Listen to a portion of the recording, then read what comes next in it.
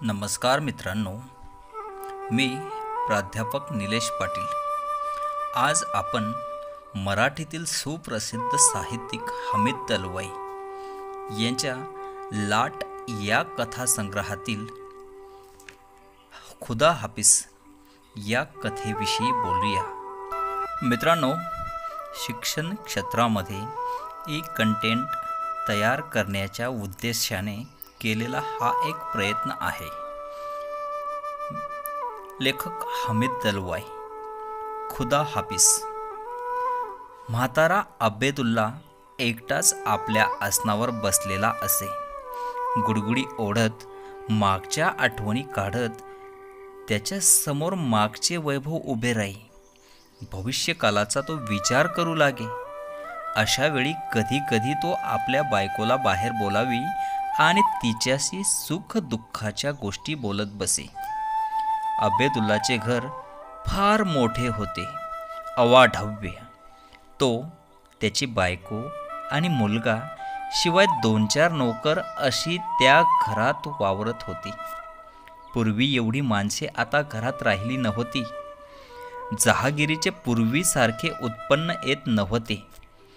एक दिवस दिल्ली सल्तनतचे रणगाडे संस्थानात शिरले आणि त्याच दिवशी अब्बेदुल्लाचे सारे वैभव, सारा दिमाग लयाला गेला।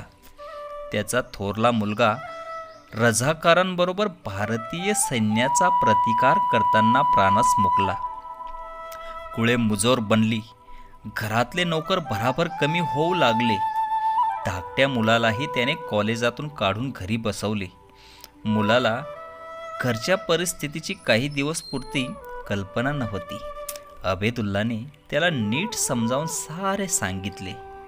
हे बघ, तो म्हणाला, आजपर्यंत आम्ही मोठ्या दिमाखाने दिवस काढले, ऐश आरामात राहिलो, चैन केली, पैसे उधळले आणि कमावले, परंतु आता त्यातले काही राहिले नाही। लोकांचे जोडे उचलायची वेळ आता आली आहे। या वयात ते मला जमणार नाही। पुढे तर यापेक्षा कठीण दिवस येणार आहेत। काहीतरी केले पाहिजे, हातपाय हलवले पाहिजेत। असे ऐद्यासारखे स्वस्थ बसून चालणार नाही। सदरुद्दीनलाही काहीतरी जाणवू लागले होते। तो हैदराबादला राहत होता, तरी तिथेही ते खुपू लागले होते। पूर्वीसारखे जगता येत नाही, पूर्वीसारखा सन्मान होत नाही, पूर्वीसारखा दिमाग दाखवता येत नाही। उतरती कळा। त्यांच्या वैभवाला सारखी उतरती कळा लागली होती। घसरगुंडी चालली होती, सतत घसरगुंडी। हैदराबादला कुठं कामधंदा मिळाला तर बघ। अब्बेदुल्लाने त्याला आज्ञा केली। तेव्हापासून तो शिक्षण संपवून घरी राहिला होता। दर महिन्याला एकदा हैदराबादची निष्फळ वारी करीत होता। हैदराबादला अनेक खेपा मारूनही त्याला कामधंदा मिळाला नाही। अब्बेदुल्लाने कंटाळून त्याला सांगितले, पुरेकर, कशाला खेपा मारायच्या उग्याच? पूर्वीची हैदराबाद आता राहिले नाही। पूर्वीची सल्तनत आता उरली नाही। आपले काहीच शिल्लक राहिले नाही। बापाचे म्हणणे सदरुद्दीनलाही पटले। तुम्ही म्हणता ते खरे आहे। पूर्वीचे हैदराबाद आता राहिलेले नाही। आमचे नामोनिशान शिल्लक ठेवायचे नाही, असा या सल्तनतने चंग बांधला आहे। आमची कौम, आमची जबान, आमचे कल्चर सारे कसे भराभर उद्ध्वस्त होत आहे। जाणून बुजून केले जात आहे। पूर्वीसारखे आता एकमेकांचा निरोप घेताना कोणी खुदा हाफिज देखील म्हणत नाही। मग काय म्हणतात? नमस्ते, नमस्ते म्हणतात। काय करायचे? आपली सद्दी आता संपली आहे। आता कधी काळी खुदाची मर्जी होईल तेव्हा खरी। तोपर्यंत आपल्याला असे डुकराचे जिने जगावे लागणार। त्याला काहीच इलाज नाही। काही इलाज नाही का? भांडले पाहिजे, आमच्या हक्कांसाठी झगडले पाहिजे, याचा मुकाबला केला पाहिजे। मुकाबला? अब्बेदुल्लाने आपली गुडगुडी खाली ठेवली। त्याचे हात कापू लागले। चेहऱ्यावर आडव्या उभ्या रेषा उमटल्या। डोळ्यात कटुता चमकू लागली। सदरुद्दीनकडे भेदरल्या नजरेने पाहत तो म्हणाला, याचा मुकाबला होणार नाही, याला रोखणारे कोणी नाही आहे। आम्ही आहोत। आम्ही रोकू, मी रोकीन. हां, एकदा तसे झाले. तेव्हा काय झाले तुला माहीत नाही. आमचे शेकडो नौजवान त्यांच्या रणगाड्याखाली चिरडले गेले. माझा रहीम त्यात होता. रणगाड्यांसमोर आडवा पडला होता. त्याच्या शरीराच्या चिंधड्या उडवीत दिल्लीचे रणगाडे पुढे गेले. उबेदुल्लाची बायको त्या क्षणी थरथरत आपल्या पडदांशीन खोलीतून बाहेर आली. बाप लेकांचे संभाषण तिला ऐकू येत नव्हते. मुलाच्या उल्लेखानं ती आत बसणे अशक्य झाले. ओझ्याने वाकल्यासारखी धापा टाकीत नवऱ्यासमोर ती आली आणि भारावलेल्या कंठाने म्हणाली, कुणी काढले त्याचे नाव? माझ्या तोंडातून निघाले. कशा करता? का मला ओगाच आठवण दिलीत? घडघडत रडत ती तिथल्या आसनावर बसली. या सदरुद्दीनला मी समजावीत होतो. तो वेड्यासारखा काहीतरी बडबडत होता. मुकाबल्याच्या गोष्टी मला सांगत होता. मुकाबला? कसला मुकाबला? झाला तेवढा सत्यानाश कमी झाला? आणखीन करायचं आहे? काय आहे तुझ्या मनात? आपल्याला या गोष्टींशी काय करायचे आहे? 2 वेळचे जेवण मिळेल की नाही याची फिकीर करूया. तेच चालले आहे. जेवायचे तरी कसे? कुठल्या आधारावर? सारे हळूहळू जात चालले आहे. उद्या यातले काहीच उरणार नाही. उद्याचे उद्या बघू. तुला कशाला काळजी हवी? आम्ही आहोत अजून. आम्ही बघू. तू स्वस्थ राहा. घरात पडून राहा. तुम्ही याला नीट समजावून सांगा. तो अजून अनजान आहे. काही कळत नाही त्याला. नसता अनर्थ करील. त्याची काळजी नको. आता तो इथेच राहणार आहे. यापुढे हैदराबादला जाण्याचे कारण नाही. काय मिळेल ते खायचे, नाहीपेक्षा उपाशी राहायचे. याखेरीज तिसरा मार्ग नाही. सदरुद्दीनने आईबापांचे म्हणणे मुकाट्याने ऐकून घेतले. काही वेळ तो मान खाली घालून उभा राहिला. मग सावकाश चालत आपल्या खोलीत निघून गेला. बानो नवऱ्याजवळ बसून राहिली. ती सहसा आपल्या खोलीतून बाहेर पडत नसे. तिचे आता वय झाले होते. शिवाय थोरल्या मुलाच्या मृत्यूने ती खचल्यासारखी झाली होती. मात्र तिचा तजेला कायम होता. सतत घरात वावरल्याने तिची त्वचा वाजवीपेक्षा जास्त गोरी झाली होती. पंडुरोगी माणसासारखी. देह मात्र धष्टपुष्ट होता. तिच्या चालण्यात, वागण्यात आणि बोलण्यात जन्मजात आयतीपणाच्या खुणा सहज उमटत होत्या. ती बसून राहिलेली बघताच उबेदुल्लाने गुडगुडीला हात घालीत म्हटले, कशाला बाहेर येऊन बसली आहेस? जा, आज जा, पडून राहा. पण ती काही न बोलता तशीच बसून राहिली. काही वेळाने गार वारे वाहू लागले. हवेत गारठा आला. तिला खोकल्याची किंचित उबळ आली.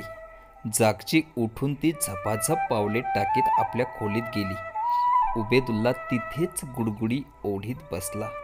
हैदराबादच्या वाऱ्या बंद झाल्यापासून सदरुद्दीनला घरात बसण्याशिवाय गत्यंतर उरले नाही. दिवसभर तो आपल्या खोलीत बसून राहू लागला. सतत काहीतरी वाचू लागला. हातात काहीच सापडले नाही की शून्यपणे विचार करीत बसलेला राहू लागला. आराम खुर्ची तो अशावेळी खिडकीपाशी घेई आणि बाहेर बघत राही. क्षितिजापर्यंत पडलेली काळी भोर अफाट जमीन तिथून त्याच्या दृष्टीस पडे. मधून मधून खुरटी उगवलेली झुडपे आणि पुंजक्या पुंजक्यांनी वसलेली घरे यांचे त्याला दर्शन होत राही. पण एकदा घरात बसून राहायचा त्याला कंटाळा आला. तो आराम खुर्चीवरून उठला आणि नेहमी लांबून दिसणाऱ्या त्या सपाट अफाट जमिनीवरून चालू लागला. मागाहून नेहमी जाऊ लागला. त्या वर्षी फार कमी महसूल उबेदुल्लाच्या घरात येऊन पडला. नवरा बायकोंनी एकमेकांशी सल्लामसलत केली. मग घरातले काही नोकर कमी केले. खर्चात अधिक काटकसर केली आणि कसे बसे ती भागू लागली. बानोने एक दिवस सदरुद्दीनच्या लग्नाचा विषय नवऱ्यापाशी काढला. लग्न उरकून टाकावेसे त्यालाही वाटू लागले. त्याने मुलाला आपल्या समोर बोलावले. बानो होतीच. तो मुलाला म्हणाला, तुझी शादी उरकायचा आमचा इरादा आहे. शादी? माझी शादी? त्याने आश्चर्याने विचारले. होय का? शादी करायची नाही? करायची ना, पण इतक्यात कशाला? धांदल काय आहे सध्याच्या या दुर्दशेतही? दुर्दशा नेहमीचीच आहे म्हणून का शादी करायची नाही? शादी लांबणीवर टाकण्याने काय आपली दुर्दशा टळणार आहे? पुढे माझ्याने तुझे भले होईलही मला वाटत नाही. सदरुद्दीन बहस करू नको. आमची आरजू पुरी कर. आपले पहिल्यासारखे असते तर केव्हाच तुझी शादी उरकली असती. आई बापांना दुखवणे त्याला शक्य झाले नाही. त्यांच्या इच्छेपुढे त्याचे मान तुकवली. धीमी पावले टाकीत तो आपल्या खोलीत गेला आणि नवरा बायको लग्नाच्या गोष्टी बोलण्यात दंग झाली. 4-5 दिवसांनी उबेदुल्ला जवळच्या शहरात गेला आणि 2 दिवसांनी परत आला. तिथल्या कोणा नबाब घराण्यातली मुलगी त्याने बघितली. सगाई केली. ती नक्की केली. थोडीशी जमीन विकून पैसा उभारण्याचा बेतही त्याने केला. मुलाने ते ऐकून कडवटपणे हसून म्हटले, ठीक आहे. एकेकाळी निजामाला छोकरी अर्पण करून आपण जमीन मिळवली. आता घरात मुलगी आणण्यासाठी तीच जमीन विकायची पाळी आपल्यावर आली आहे. बानोने संतापून त्याच्याकडे पाहिले. तू हे काय बोललास? असल्या बेहिदायत गोष्टी तू कधीपासून करायला लागलास? मला कळले तेव्हापासून. अब्बाजान, हे खरे आहे ना? खरे आणि खोटे तुला काय करायचे आहे? या गोष्टीला अनेक वर्षे होऊन गेली. हैदराबादमधल्या सगळ्याच नबाबांची ही कहाणी आहे.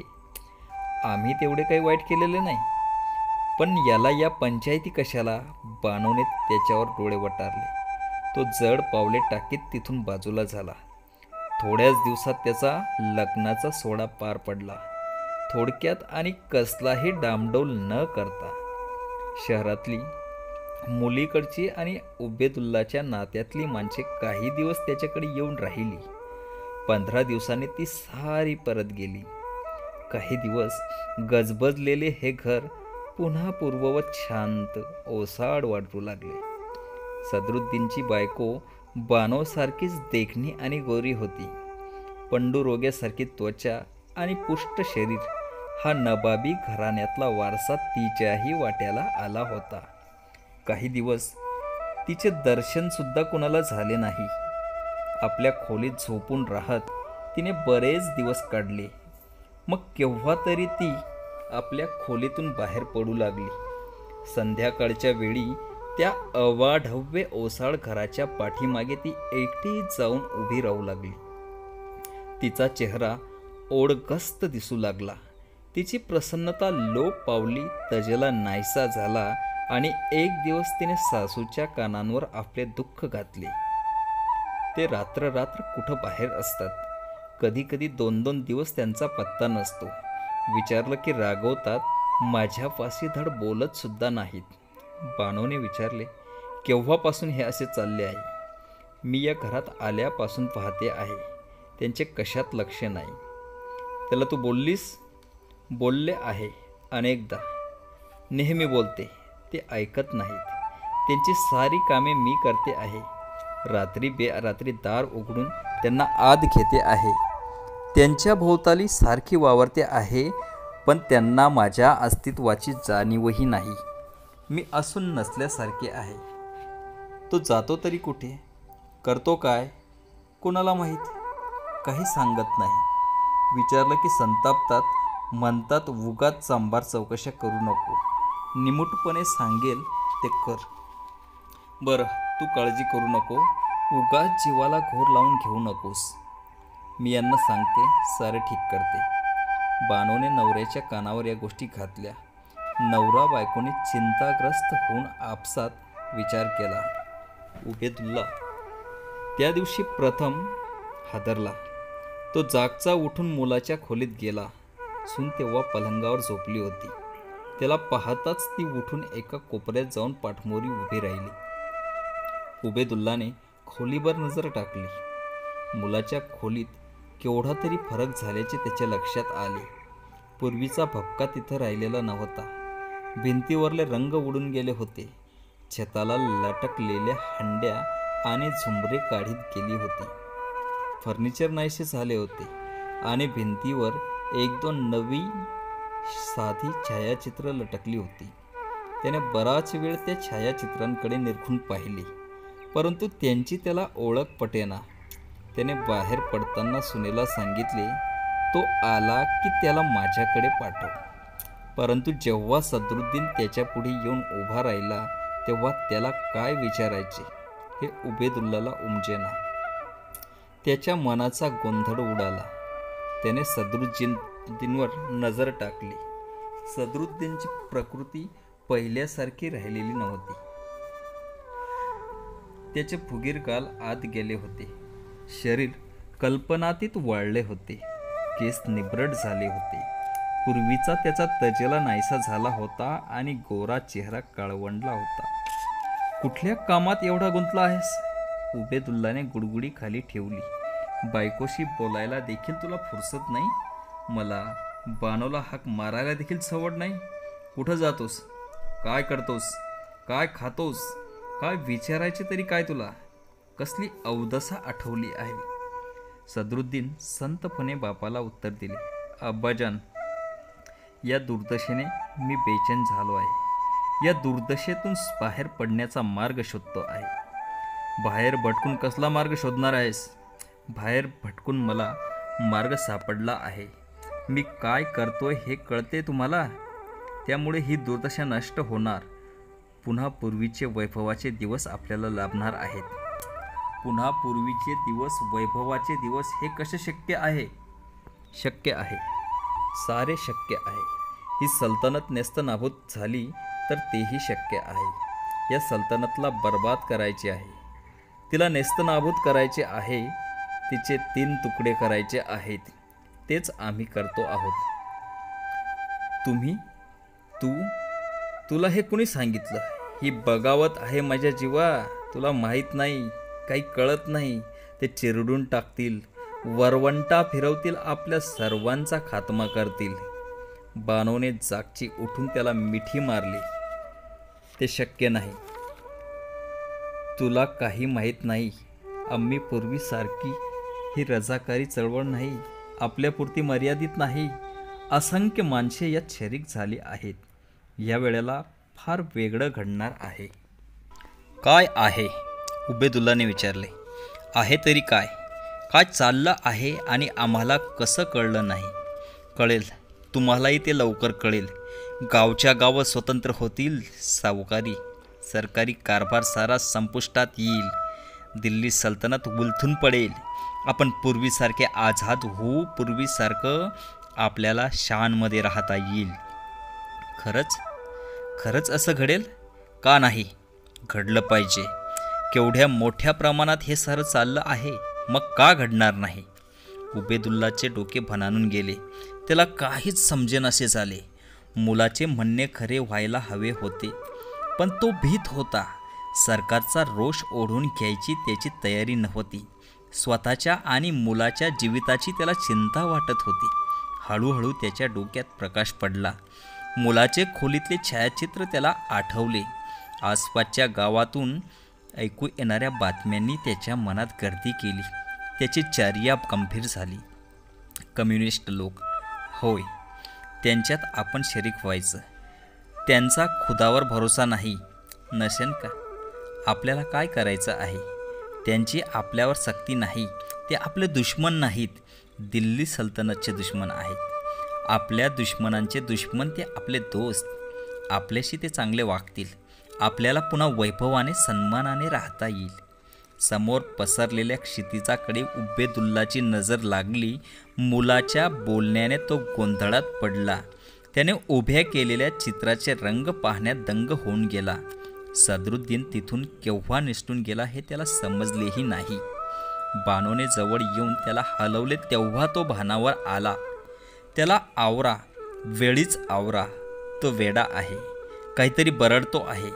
मला त्याची भीती वाटते. फार भीती वाटते. तुला कळत नाही. तो बोलतोय ते मलाही पटू लागलं आहे. काहीतरी होऊ घातलं आहे. काही होत नाही. काही होणार नाही. आणि आपल्याला त्यात काही भाग घ्यायचं कारण नाही. आपण आपल्या व्यवहारात लक्ष घालूया. खुदा अजून आपल्या सुखात ठेवील. पण उबेदुल्लाने तिला उत्तर दिले नाही. तो गुडगुडी ओढू लागला. हताश नजरेने त्याच्याकडे ती पाहू लागली. सदरुद्दीन तेव्हापासून अनियमितपणे वागू लागला. केव्हा तरी बाहेर पडू लागला. रात्री बेरात्री बायकोला हाक मारून उठवू लागला. मित्रांना बरोबर आणू लागला. तिची अधिकाधिक कुचंबना करू लागला. निराश झाल्यासारखी कुढल्यासारखी ती खिन्न मनाने वावरू लागली. एकदा त्याने आपल्या मित्रांना खोलीत बोलावले.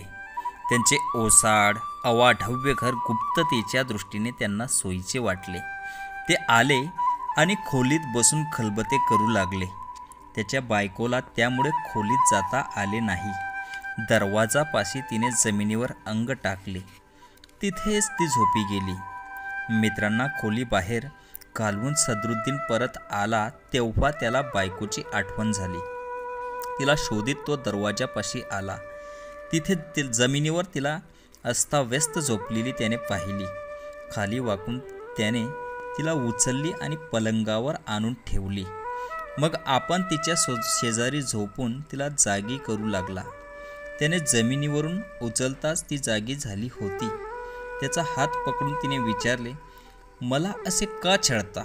तुमचे माझ्यावर प्रेम नाही? तुम्हाला मी पसंत नाही? कोणी सांगितले तुला हे? मला तू हवी आहेस, मग असे का वागता? कशाला मला लग्न केले? माझ्याशी चांगले वागायचे नव्हते तर तसे आधी का सांगितले नाही? ऐक, माझ्या मनात लग्न करायचे नव्हते. मी लग्न केले आई बाबांसाठी, त्यांच्या मर्जी खातर, केवळ नाईलाजाने, त्यांना दुखू नये म्हणून लग्न केलेत. पण माझ्या मनाचा विचार नाही केला? मला दुखवायला तुम्हाला काहीच कसे वाटत नाही? तो काही बोलला नाही. तिला त्याने जवळ ओढली. त्यांची इच्छा तिला समजली. तिने त्याला विरोध करीत म्हटले, खोटे, सारे खोटे. तुमचे माझ्यावर प्रेम नाही. तुम्हाला फक्त मी हवी आहे. तुम्हाला माझा उपभोग तेवढा हवा आहे. तुमची बटीक म्हणून मी वागावे अशी तुमची इच्छा आहे. मी तुमचा काय गुन्हा केला आहे? जास्त बोलायची आवश्यकता नाही. आमच्या खानदानातल्या बायका पुरुषाला कधी काही विचारित नाहीत. ते ठेवतील तसे ते वागतात. तुलाही तसेच वागले पाहिजे. तुम्हाला स्वतःच्या जीवाची पर्वा कशी नाही? बघा तुमचे काय झाले आहे. तुमचा चेहरा कसा काळा ठिक्कर पडला आहे. कशाला नसत्या फंद्यात पडत आहात? तुम्ही बाहेर जाऊ नका. मी तुमचे सारे करीन. आपण सुखात राहू. तो पुन्हा स्तब्धच बसला. हाताने त्याने तिला पुन्हा जवळ ओढली. ती प्रतिकार करू शकली नाही. भीतीने ती त्याच्या जवळ सरकली. दुसऱ्या रात्री तो बाहेर जायला निघाला तेव्हा ती त्याचा हात पकडून म्हणाली, आज माझं ऐका. तुम्ही बाहेर जाऊ नका. मग काय करू? त्याने तिचा हात झिडकारला. तो दरवाजाकडे वळला. ती जाऊन त्याच्या मार्गात उभी राहिली. त्याला तिने दरवाजापाशी अडवले. नका जाऊ. माझ्यासाठी तुम्ही हवे आहात. बाजूला हो. मला जाऊ दे, त्याने संतापाने म्हटले. कशाला जात आहात? काय काम आहे? त्याने आपली निखाऱ्यासारखी नजर तिच्यावर रोखली. तिला त्याने अलगद बाजूला ढकलली. कोलमडत ती बाजूला झाली. तो बाहेर पडला. निमूटपणे तिने पंगलावर अंग टाकले आणि मुसमुसून ती रडू लागली. एक दिवस संध्याकाळच्या सुमाराला पोलिसांनी उबेदुल्लाच्या घराला गराडा घातला. 2 पोलीस अधिकाऱ्यांनी येऊन उबेदुल्लाला विचारले, तुमचा मुलगा कुठं आहे? उबेदुल्लाला धडकी भरली. त्याने कापत सांगितले, आहे, इथंच आहे घरात. पण काय काम आहे? त्याच्याकडे लक्ष न देता ते आत घुसले. सारे घर त्यांनी पालथे घातले. त्याच्या खोलीत ते शिरले. तिथल्या सामानांची, कागदपत्रांची, भिंतीवरच्या छायाचित्रांची त्यांनी उलथापालथ केली. काही कागदपत्रे आणि छायाचित्रे जप्त केली. रात्र होताच त्यांनी घराभोवतालची पोलीस काढून घेतली आणि त्याच्या खोलीतच ते दबा धरून बसले. सदरुद्दीनची बायको धडधडत्या अंतकरणाने त्यांच्याकडे बघत होती. 1-2दा त्यांनी तिला खोलीतून बाहेर जायला सांगितले, पण ती जागची हल्ली नाही. आपला नवरा रात्री केव्हा तरी येईल, नेहमीसारखा दरवाजावर थाप मारील आणि अनासायासे पोलिसांच्या जाळ्यात सापडेल हे तिला उमगले. तो येताच आपण चटकन जाऊ, त्याला सावध करू, त्यामुळे तरी तो आपल्याशी चांगला वागू लागेल. पण पहाटे जेव्हा त्याने दरवाजावर थाप मारली तेव्हा पोलिसांनी तिला मध्येच अडवले. दरवाजा अडवताच रिव्हॉल्वरच्या नळ्या आपल्यावर रोखलेल्या सदरुद्दीनला दिसल्या. हतबुद्ध होऊन तो पोलिसांच्या स्वाधीन झाला. त्याला पोलिसांनी नेले आणि उबेदुल्ला बानो दुःखाच्या भाराखाली वाकल्यासारखी त्याच्या खोलीत आली. आता मी काय करू, कशी जगू, माझी दोन्ही पोरं गेली, तुम्ही जाऊ दिल्लीत. बानो दुःखाच्या आर्त स्वरात ओरडली. उबेदुल्लाची आधीच वाकलेली मान अधिक वाकून गेली. त्याच्या पायांचे बळ गेले. झालेला प्रकार आता कुठे त्याच्या पुरता लक्षात आला. असहायपणे अपराधी नजरेने त्याने बायकोकडे पाहिले. मुलाची सुटका करण्याच्या तरतुदीला त्याचे मन तयार झाले, पण तेही त्याला शक्य झाले नाही. सदरुद्दीनला सुरक्षा कायद्याखाली पकडण्यात आले होते. त्याच्यावर खटला भरण्यात येणार होता. त्याला जामिनावर सोडण्यात येणार नव्हते. बेमुदत तो कैदेत राहणार होता. दुःखाच्या भाराने उबेदुल्ला त्याला पोक आले. गुडगुडी हातात घेऊन ती न ओढताच तासन तास तो वेड्यासारखा कुठंतरी बघत आपल्या आसनावर बसू लागला. मुलाकडे त्याचे मन ओढ घेऊ लागले. त्याला भेटायला तो अधीर झाला. त्याने शहरात जायचा बेत केला. त्याच्यापाशी आता पैसेही उरले नव्हते. होते ते एव्हाना निकालात निघाले होते. बानोजवळही काही उरलेले नव्हते. त्याने सुनेजवळ जाऊन पैसे मागितले. त्याची लाचार मुद्रा पाहून ती आपले दुःख विसरली. तिचे डोळे भरून आले. आपल्या गळ्यातील दागिना तिने सासऱ्याच्या हवाली केला. रखडत रखडत उबेदुल्ला संध्याकाळचा शहरात जाऊन पोचला. रात्रभर कुठेतरी राहिला आणि दुसऱ्या दिवशी मुलाला भेटायला तुरुंगात गेला. तुरुंगात त्याची प्रथम कुणी दखलच घेतली नाही. माझा मुलगा कुठं आहे माझा मुलगा, असे वेड्यासारखे तो ज्याला त्याला विचारू लागला. पोलिसाने वेडा समजून त्याला बाहेर काढले. अखेर एकाच अधिकाऱ्याला त्याची दया आली. त्याने भेटीची व्यवस्था केली. त्या अधिकाऱ्याने सांगितलेल्या जागी तो सदरुद्दीनची वाट पाहत बसला. सदरुद्दीन समोर येऊन उभा राहिलेला पाहताच त्याची गाळण उडाली. सदरुद्दीनला त्याने चटकन ओळखले नाही. त्याची प्रकृती अधिकच खालावली होती. त्याचे डोळे खोल गेले होते. चेहरा भकास झाला होता. गालाची हाडी बाहेर निघाली होती. त्याने बापाकडे पाहिले आणि खाली मान घातली. कसा आहेस? बरा आहे. तुम्ही कशाला आलात इतक्या लांब? तुला बघायला आलो माझ्या जीवा. काय झाले तुझे? मी पहिल्यापासून सांगत होतो. अखेर तेच झाले ना. दिल्ली सल्तनत आहे तिथंच आहे. आमचे चुकले, थोडेसे चुकले नाही तर खूप. नाहीतर काय वेडा तू आहेस. मलाही प्रथम तुझ्यासारखेच वाटले, पण त्यात अर्थ नव्हता. आता हे बदलणार नाही, कधीच बदलणार नाही. नाहक आपण सत्यानाश करून घेतला. सदरुद्दीनने अधिक युक्तिवाद केला नाही. त्याने विचारले,